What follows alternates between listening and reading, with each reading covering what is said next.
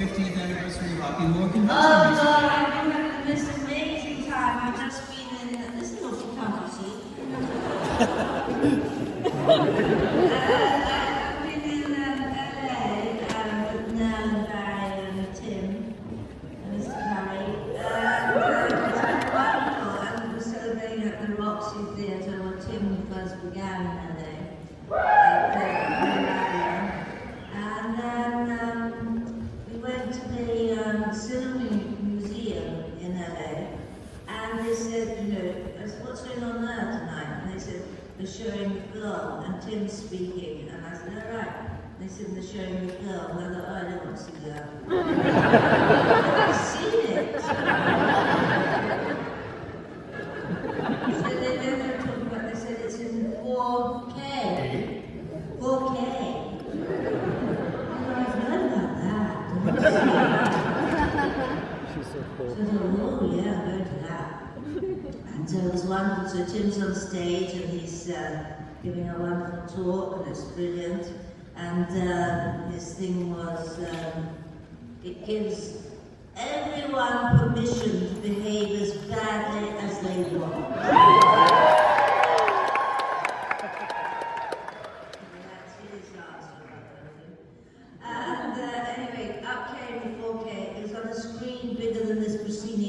I've never seen a film screen as big as that in my life. And it began, and people were saying when we went in, they said, listen, if you want to leave early, we can get you out. I said, oh yeah. And then it began, and it was amazing. It was truly like I'd never seen it before. It was truly stunning. I don't know, I can't explain it, but the sound was beyond belief. Fantastic. And so, do you think anyone wanted to leave? No. You know, oh thanks, I'm not going anywhere, this is amazing. So it was like I'd never seen that film before. It was wonderful, stunning. It's been the best time ever.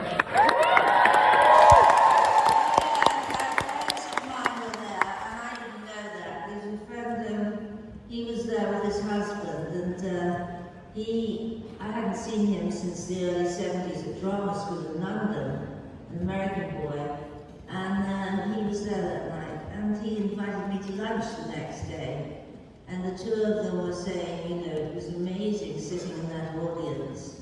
They said there were these great big hulking guys beside them, you know, and they thought, what are they all doing here? And then they said, and then the thing started, and all these geezers got up and started, you know, and I said, they had the minds in our faces. And I said, well, you know, at last Rocky Horror is heterosexual.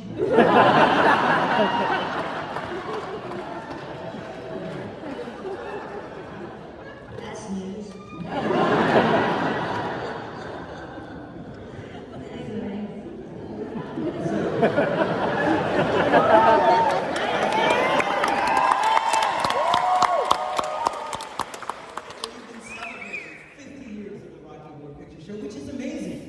But as they say, it was great when it all began.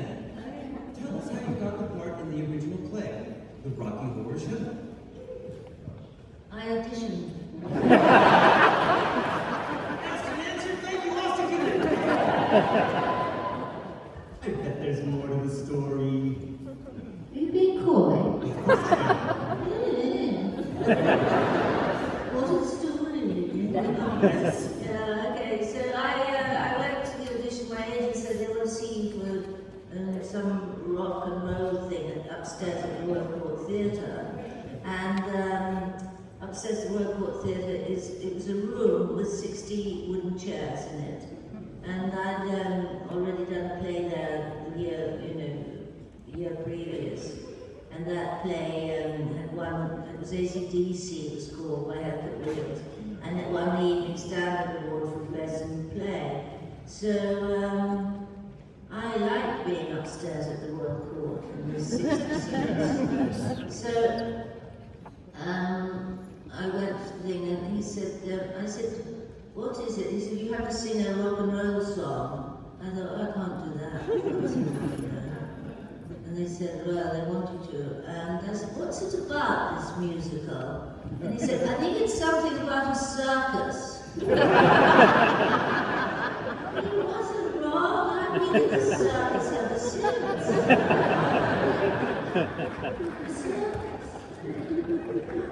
So I went to they had the audition at the London Irish Club around the corner from the Royal Court Theatre. And I thought maybe that was fortuitous for me because I am Irish, and I thought maybe that's lucky for me, the Irish Club. Anyway, so I went in and I met up with Richard O'Brien, who was in his snakeskin jacket and his long hair from here to here, nothing here. Jim Sharman, the director, the Australian director, in his white big wedge shoes, very fashionable at the time. And Richard Hartley, the Andy at the piano, with his magenta hair out to here. And Richard Hartley said, may I have your sheet music, please? I said, oh, I don't have any sheet music. I said, but I've got the tune in my head. So they thought, I said, I'm just going to sing a 1930s number for you. It's, you know, a number with a singer who used to sing it. And she used to be famous for her high kicks. And they said, oh, really? So I began. So it was, I was a prisoner locked in a jail. Love held the only key. Love heard me crying. And I could see their faces sort of drop. They let me finish that. And then Brian said to me, listen, if I play something for you on the guitar, do you think you could sing along with me? I said, He said, I show you the words. I said, so he began. Ding, ding, ding, ding, ding, ding, ding, ding, ding, ding, ding, ding, ding, ding, ding. And I thought, oh my goodness, that's wonderful. And I don't know why that had that effect on me, but I just thought, there's something happening, this song's brilliant, I thought. Why would I think that? Anyway, I went out and they said, thank you so much for coming by. And I went down, skipping down the King's Road, the glorious King's Road in the 70s, when we were all, you know, beautiful people dressed in, all the men in velvet flares and Granny Takes a Trip jacket, and all the women Mary Quant and her white boots and her mini skirts. We were stunning. There was never a time like it. It can't ever be repeated. It was wonderful. So I'm running down that road and I thought, that song's brilliant. They're brilliant, those guys. So I got home and the agent phoned up and said, they want you. I said, oh, great, okay. And he said, no, you haven't got the script yet. I said, no, but I've heard a song. And he said, no, Pat, you go to the stage door of the Royal Court, get the script, read the script, and see what you think. And I thought, all right. So I went got straight to the script, came back, looked at it. It was hardly written actually, wasn't it? And this is somebody magenta, like 3 lines, boring, she's boring. Yeah, I heard that song. For a Nationalette to sing. I thought, wow. So I went home and I said to the agent, no, I'm doing he wasn't thrilled because, you know, 10% of 18 quid a week doesn't thrill. So I arrived for the first day of rehearsal. It began. And it was extraordinary because, like Jim Sharman, the director, who had already directed Hair and Jesus Christ Superstar and blah, blah, blah, Tim Curry and Richard had been in that Hair, actually. And it was truly extraordinary that Jim Sharman said, Richard, I need a song for you three, Nell, Pat and you. Like maybe you I need to dance with it or something. So he went home that night, Richard, stayed up all night with his wife, Kimmy O'Brien, and he came in the next morning with the time rule.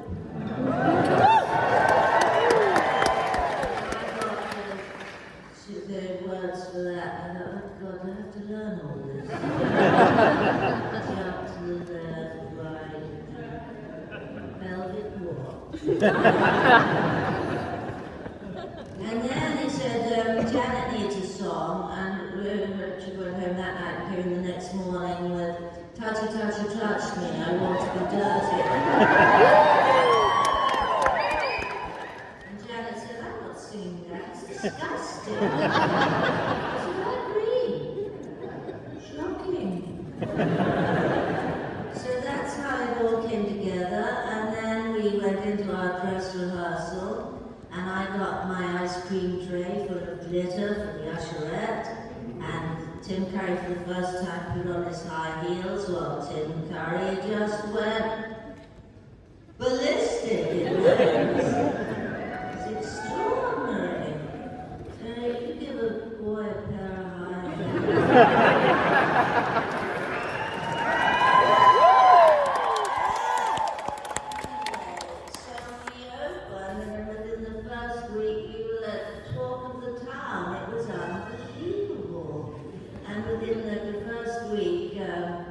Jagger and Bianca were queuing on the staircase, and Bianca was in her white trouser suit and cane. That was her attire in those days. We were going to do that. And so I walked past them going up the stairs to the show, and I walked by them and said,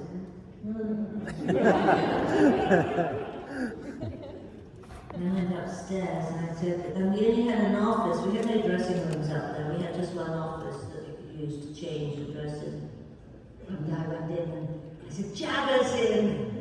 And there's much response somehow. So I went downstairs to the ladies' room or whatever the restroom we call it. And because that's quite demure in those days, I still am. And I changed down there. And I'm changing and into my costume. And I hear this sound in the shower. Someone's having a shower. And the shower's going,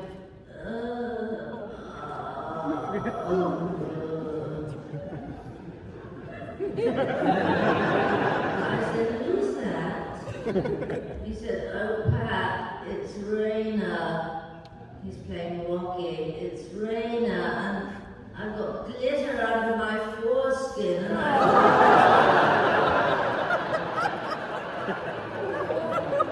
said, don't show me.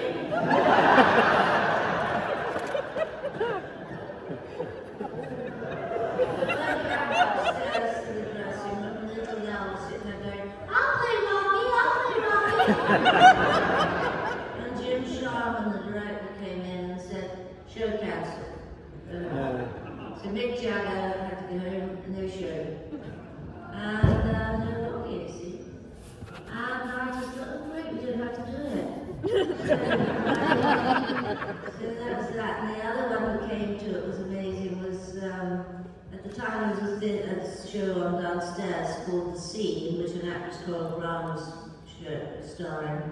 And their show stopped at 10 o'clock at night. You weren't allowed to start our show till 10 o'clock at night because the band was making a noise, so it disturbed their show downstairs. So our show went up late. And then suddenly Coral Grant came up to see the show with her husband-to-be. And they came round to see us afterwards. It turned out the husband-to-be was Vincent Price!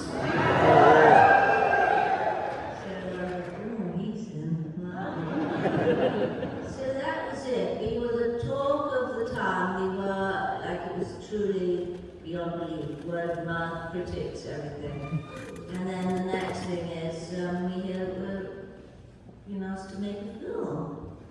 And you go, oh my goodness, imagine And then Jim Sharman was amazing in that he refused to make it with anyone except his cast from the play. And Jack was happy, wanted to provide rights, blah blah blah. Sharman said no. So we made this film for a pittance because there were no names, so there was no money. So 20th Century Fox, didn't give us any. So we had to make this musical in 5 weeks, which is unheard of. I mean, no musicals made in 5 weeks. So we were stupid day and night. It was unbelievable. And so at the time we were. They invited me to lunch to ask me if I'd do the film, to check out everything all right. And I arrived at the lunch and John Goldstone, the new producer, was there. And that's what Jim Sharman told me. He said, we can't open the film with the national anthem, it won't work, that won't work. And he had the idea that he'd open the film with all the credits from the song Science Fiction. All the black and white credits from Fay Ray and King Kong and Michael Lenny and blah blah blah. But in the end, actually, we couldn't afford those credits. They were very expensive. So I said, so you're opening it without the usherette? And they said, yeah. I said, oh, then I'm not doing it. And they said, no, don't say that. I mean, you go gentle. He said, no, I don't want to. If I'm not doing the song and they're playing the usherette, I'm not interested in your film. And they said, they said, come round to John Goldstone's house. It's just around the corner. He was in Kensington. And he's got models of the set for the film. I want you to see it. As I told you, we were in a 60-seat room. No stage, just a flat floor. And no set, just a bit of scaffolding so you could go on different levels. And just a wooden chair for Rocky to stand on and do the charge out. So that was it. So I went around to see the set at John Goldstone's, and suddenly I see this pink laboratory with a tank and whatever. I said, oh my God, what's that? They said, that's Frank's laboratory. I said, oh. And then I saw something called Transylvanians. And I said, who are they? And he said, well, they're Transylvanians on motorbikes, they come to Frank's cast or whatever. I said, really? I didn't get any of those. And then I get to my costume designs by Sue Blaine and my dinner dress and drawings of all of it. And I said, oh. I said, oh, I'm doing this. Yeah. That's amazing. So then we were doing a rehearsal of the songs for the film, and we were in an empty hotel in Earl's Court in London. It was vacated, this hotel, so anything in the room was chairs for us to sit on, a piano for Richard Hartley at it, and a chandelier and nothing, the hotel had gone. So we were using this rehearsal room, and I'm sitting there ready to do the work, and suddenly this big boy comes in. I thought, who's that? And he said to me, ha! I thought, who's that? God, it's that redneck Texan. I've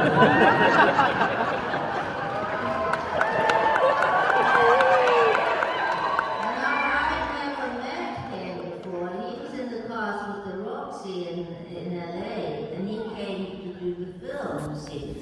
And so I thought, And anyway, this boy gets up to sing this song, Hop the Toot Here.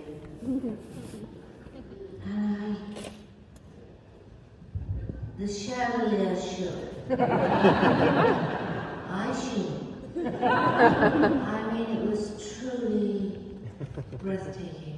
That voice, and I think he was, I don't know, he was so young. Unbelievable. And he hadn't done anything that one had heard of. I mean, no backup talent. And so I thought, this would be extraordinary. He is amazing. Anyway, so we go on, and we're on the floor, on the stage floor of making the film, and Meatloaf comes up to me and he says, you know, I was voted the best kisser in my high school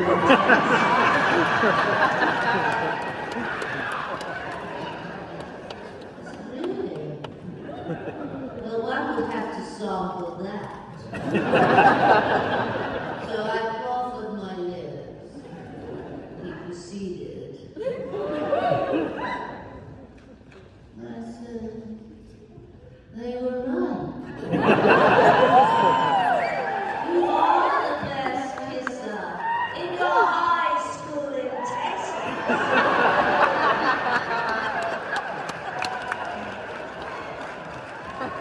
And the next thing I heard, Tim Curry and I and Richard were driving down to Grey Studios to film things. And Tim Curry said to Richard, by the way, Richard, who is singing science fiction? And Richard said, I am. I said, Curious. Anyway, so we went on from there. We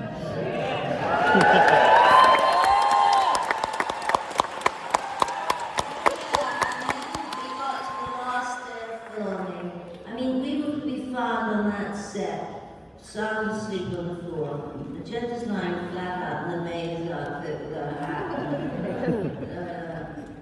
Richard O'Brien's flat out under the throne, and little Nell sound asleep on the throne with her foot on him. We were exhausted. We were worked from day till night, no break, nothing.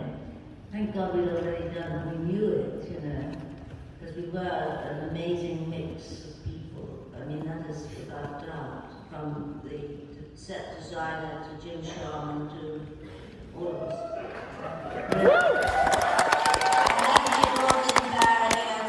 Susan, because they said we need 2 Americans. They wanted to take the Americans.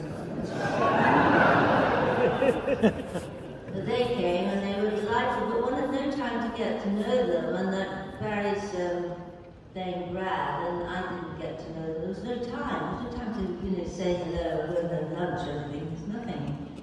And so we never got to know them except as Brad and Janet, and I thought he really was Brad.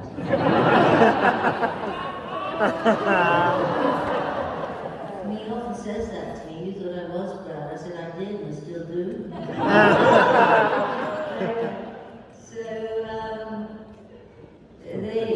So the whole thing was so Richard O'Brien singing science fiction, and then on the last day, Jim Sharman said to me, it's a wrap, it's over, go home, bye bye. Oh God. And he said, Pat, in the airport. He said, have you ever seen Man Ray's painting of the lips? I said, no. He said, it's the lips, it's his mistress's mouth in the sky, Man Ray. I said, it's this disembodied mouth. I said, no.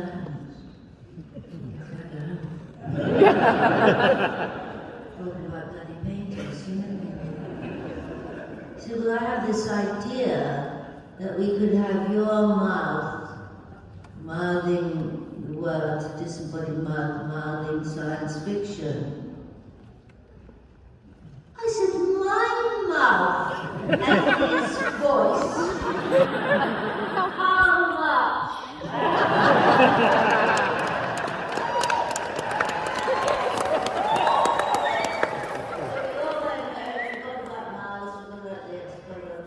I'm now in the West End Theatre. My name up on lights, things are going great for me. I'm doing okay. I'm doing this Peter Shackle play called Murderer. The guy who wrote Sleuth, it's all great. And then I get a phone call and about the lips. And you think, what? What? The lips. You what? The lips? Oh, the lips. I said, yes. So could you come to Elstree Studios on Tuesday? We can film. I said, yeah, okay. And there wasn't a penny for those lips. And I got to Elstree Studios, and it was very depressing because somehow the studios were dark. I didn't know what was going on. Films weren't being made, and nobody was there working. Except me, and this tiny crew, little film crew. I thought, this is really depressing. And anyway, so they decided to completely black out my face, black makeup, and paint red mouth. And so we went into the studio to film, a small studio, and they have the camera, and they have like a cloth over it with a little bit cut out or something, and I'm there doing. They said, "Oh, do you need the words?" I said, "I know it." So,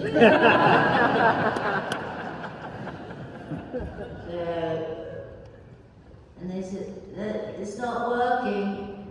The lips keep going out of frame. It's not working." They couldn't contain the mouth because when you just do that, you know, it moves, right? So the lighting cameraman suddenly said, he said, "Look, you see that arc lamp up there? And that clamp? So take the arc lamp, unclamp the lamp, take it out, and clamp her head."